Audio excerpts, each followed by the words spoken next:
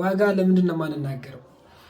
ብዙ ጊዜ ሶሻል ሚዲያ ላይ ስራ የምንሰራ ሰዎች ዋጋ አንናገርም እና ዋጋ የማንናገርበትን ሁለት ምክንያቶች ነው ለመናገር የመጣሁት።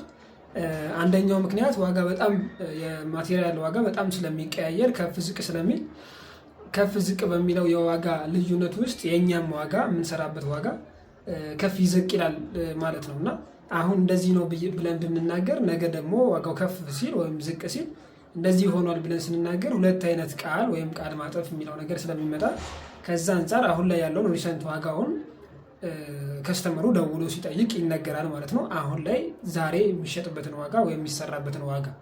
ሁለተኛው ምክንያት የማንናገርበት ምክንያት ይህ ቪዲዮ ለምን ያህል ጊዜ ሊቆይ እንደሚችል ስለማይታወቅ ምን ያህል ጊዜ ሰዎች ሊያዩት እንደሚችል አይታወቅም እና ምናልባት የዛሬ ዓመትም የዛሬ 2 ዓመትም ታይቶ ከስተመር ሊያመጣ ይችላል እና የዛሬ 2 ዓመት ያለው ዋጋ ይሄ ነው የሚል የተሳሳተ መረጃ ስለሚሰጥ በዛ ምክንያት በእነዚህ ሁለት ምክንያቶች ዋጋ መናገር አቁመናል ማለት ነው እና ከዚህ አንጻር ነው ዋጋ ማንናገረው። ዋጋ ማወቅ ለምትፈልጉ ወይም የተለያዩ ፈርኒቸሮችን ማሰራት ለምትፈልጉ ከስር ባለው ስልክ ደውሉልን። እናመሰግናለን።